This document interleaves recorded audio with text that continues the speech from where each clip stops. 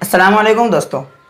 आज का हमारा सबक है वाव और छोटी हाँ का इस्तेमाल, कि वाव उर्दू में किस तरीके से इस्तेमाल होता है और छोटी हाँ किस तरीके से इस्तेमाल होती है।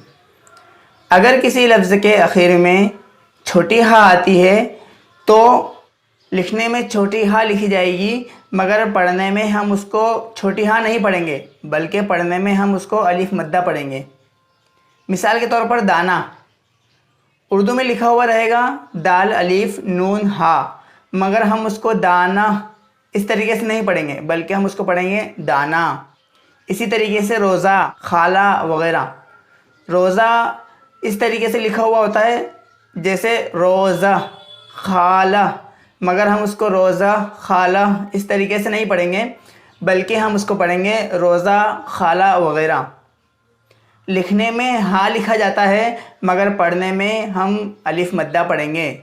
जैसे मक्का मदीना, हम आखिर में आ की आवाज़ पढ़ रहे हैं मक्का में भी और मदीना में भी, मगर उर्दू लिखने में मक्का मदीना इस तरीके से लिखा हुआ होता है। हम बोलते हैं सऊदी अरबिया, तो अरबिया बोलते हैं हम, मगर लिखने में सऊदी अरबिया ऐसा लिखा हुआ होता है। तो कुल मिलाकर बात ये समझ में आई कि अगर आखिर में छोटी हाँ होती है तो उर्दू में लिखने में छोटी हाँ लिखी जाती है, मगर पढ़ने में हम उसको अलिफ मद्दा ही पढ़ेंगे। इसकी ढेर सारी मिसालें मैं आपको सबक में भी दूंगा, और अभी फ़िलहाल मैं आपको कुछ मिसालें देता हूँ। मिसाल के तौर पर मर्तबा, यहाँ पर लिखा हुआ है मर्तबा, मगर हम इसको पढ़ेंगे मर्तबा। मदीना, यहाँ पर लिखा हुआ है मदीना, मगर हम इसको पढ़ेंगे मदीना। दाना, मगर इसको हम पढ़ेंगे दाना। और हाँ, साथ में आपको ये भी ध्यान रखना है कि जब भी हम उर्दू लिखेंगे तो किन अल्फाज के आखिर में छोटी हाँ आती है, आपको उन अल्फाज के आखिर में छोटी हाँ ही लगानी है। वैसे शुरू में आपको पता नहीं चलेगा कि मुझे इसमें छोटी हाँ लगानी है या अलिफ मद्दा लगाना है, मगर किसी भी लफ्ज़ की स्पेलिंग आप अगर एक बार देख लेंगे तो आपको हमेशा याद रहेगा कि आखिर में हमें हाँ लगानी है। जैसे कि मक्का मदीना, इन दोनों के आखिर में छोटी हाँ आती है। अल्लाह, इसके आखिर में छोटी हाँ आती है। तो किसी भी लफ्ज़ के आखिर में अगर छोटी हाँ आती है तो हम लिखने में छोटी हाँ लिखेंगे, मगर बोलने में हम अलिफ मद्दा ही बोलेंगे। तो धीरे धीरे आपको हर एक की स्पेलिंग मालूम हो जाएगी। जैसा कि रोज़ा, आपको पता है कि इस लफ्ज़ के आखिर में छोटी हाँ आती है, तो अब आप हमेशा छोटी हाँ ही लिखेंगे। और किसी लफ्ज़ के आखिर में अगर आपको पता नहीं है तो धीरे धीरे आपको हर एक की स्पेलिंग मालूम हो जाएगी। जिस तरीके से आप उर्दू पढ़ते जाएंगे और उर्दू पढ़ने की मश्क करते रहेंगे, रोज़ाना एक सफ़ा उर्दू पढ़ेंगे, तो आपको मालूम हो जाएगा कि आखिर में किन किन अल्फाज के आखिर में छोटी हाँ आती है। तो चलिए अब हम छोटी हाँ की मिसालें लेते हैं और छोटी हाँ का इस्तेमाल अच्छी तरीके से समझते हैं।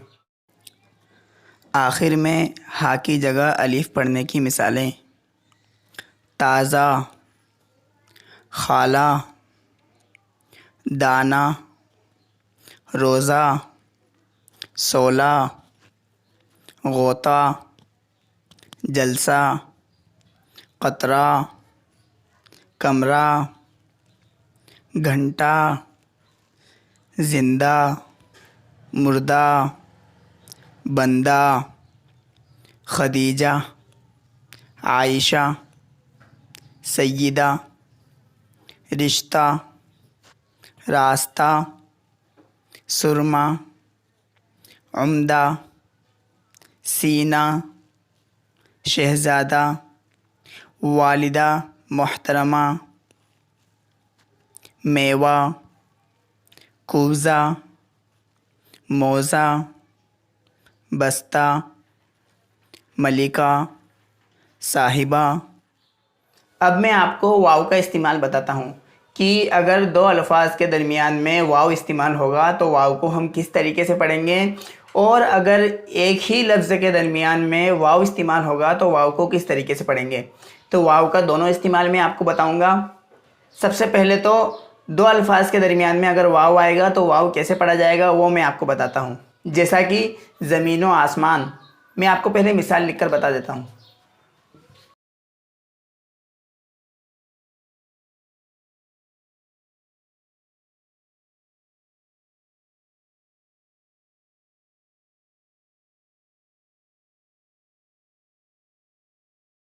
देखिए मैंने यहाँ पर 3 मिसालें लिखी हैं। ज़मीन व आसमान, शक्ल व सूरत, हक़ व बातिल। चाहे हम लिखने में हम इसको लिखेंगे ज़मीन व आसमान, मगर पढ़ने में हम उसको ज़मीन व आसमान नहीं पढ़ेंगे, बल्कि ज़मीन व आसमान, हक़ व बातिल, इस तरीके से पढ़ेंगे। हक़ मतलब सच्चाई और बातिल मतलब झूठ।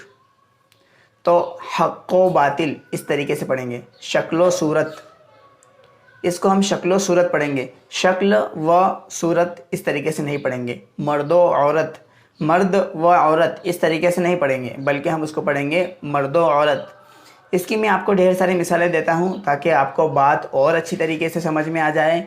अगर दो अल्फाज के दरमियान में वाव रहेगा तो लिखने में हम वाव को दोनों लफ्ज़ों के दरमियान में लिखेंगे बिल्कुल अलग, और पढ़ने में हम पहले वाले लफ्ज़ के आखिर में मिलाकर पढ़ेंगे, जैसे हक़्क़ो, ज़मीनों, शक्लो वग़ैरह। इसी तरीके से अगर वाव किसी लफ्ज़ के बीच में इस्तेमाल होता है तो दरमियान में उसका इस्तेमाल क्या है और पढ़ने में उसको हम किस तरीके से पढ़ेंगे वो मैं आपको बताता हूँ। तो चलिए शुरू करते हैं। मिसाल के तौर पर दस्तरख़्वान, तो दस्तरख़्वान हम इस तरीके से लिखेंगे।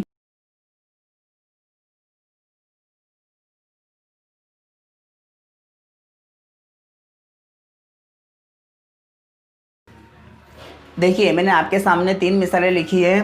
एक तो ख्वाब, दस्तरख़्वान, ख्वाजा। तो ये वाव, ख्वाब का वाव और दस्तरख़्वान का वाव और ख्वाजा का वाव, इन वाव को लिखा जाएगा मगर पढ़ा नहीं जाएगा। इसको हम पढ़ेंगे नहीं। जैसा कि मुझे एक ख्वाब आया, ख्वाब आया, ख्वाब आया, ऐसे नहीं बोला जाता है। इसी तरीके से दस्तरख़्वान, इसको हम खान पढ़ेंगे, इसको खवान कभी नहीं पढ़ सकते हैं, मगर लिखने में हम उसको खवान ही लिखेंगे। इसी तरीके से इसको लिखने में हम इसको ख्वाब ही लिखेंगे, मगर पढ़ने में हम हमेशा उसको पढ़ेंगे ख्वाब। इसी तरीके से ख्वाजा, हम जिस तरीके से बोलते हैं ख्वाजा चिश्ती, तो हम उसको ख्वाजा बोलते हैं, न कि ख्वाजा बोलते हैं, मगर लिखने में हम उसको ख्वाजा ही लिखेंगे। इसी तरीके से हम बोलते हैं कि मेरी ख्वाहिश ये है, तो हम बोलते हैं ख्वाहिश, मगर लिखने में हम उसको लिखेंगे ख्वाहिश, मगर पढ़ने में हम उसको ख्वाहिश ही पढ़ेंगे। तो यहाँ पर वाव लिखा हुआ रहेगा मगर वाव साइलेंट रहेगा। तो दोस्तों अब मैं आखिर में सबक का खुलासा लिख देता हूँ ताकि आप उसको और मज़ीद समझ जाएं। जैसा कि कहीं लिखा हुआ है दाना, दाल अलीफ नून हा, दाना, तो हम इसको पढ़ेंगे इस तरीके से, दाना। इसी तरीके से कहीं लिखा हुआ है शक्लो सूरत, तो हम इसको पढ़ेंगे इस तरीके से, शक्लो सूरत, इस तरीके से पढ़ेंगे। इसी तरीके से अगर लिखा हुआ है ख्वाब, तो हम उसको पढ़ेंगे ख्वाब, इस तरीके से हम पढ़ेंगे। यानी इसमें जो वाव है उस वाव को हम नहीं पढ़ेंगे और वाव को हटाकर पढ़ेंगे। तो दोस्तों चलिए मैं आपके सामने इन तीनों की कुछ मिसालें पेश करता हूँ ताकि आपको बात और मज़ीद आसानी से समझ में आ जाए। दो अल्फाज के दरमियान वाव का इस्तेमाल और उसकी मिसालें। ज़मीनो आसमान, दुकानों मकान, आदतो खसलत, मस्जिदो मंदिर, शक्लो सूरत, हिंदो पाक,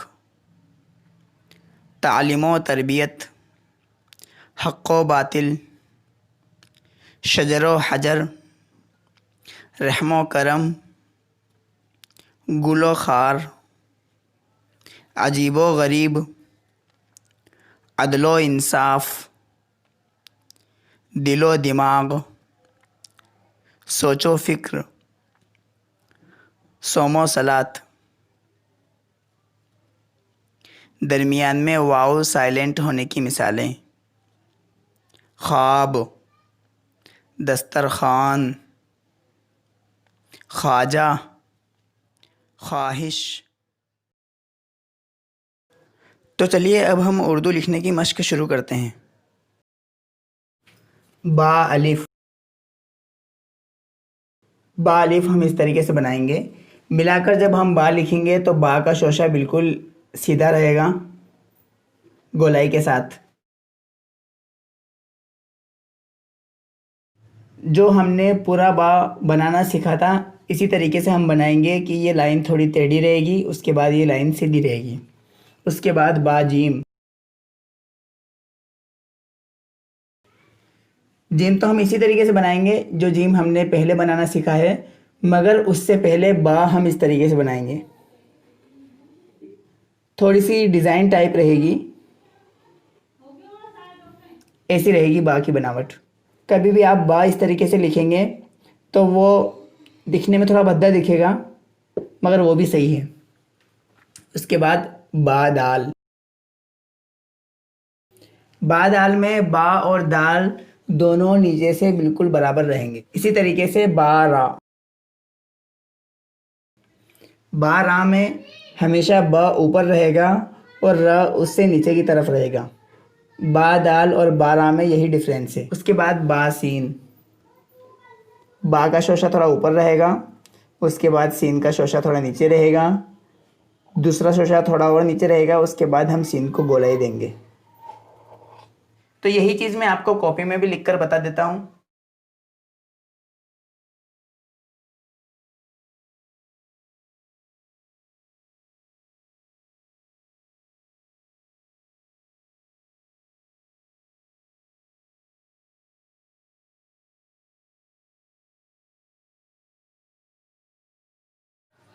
तो दोस्तों आज के लिए सिर्फ इतना ही।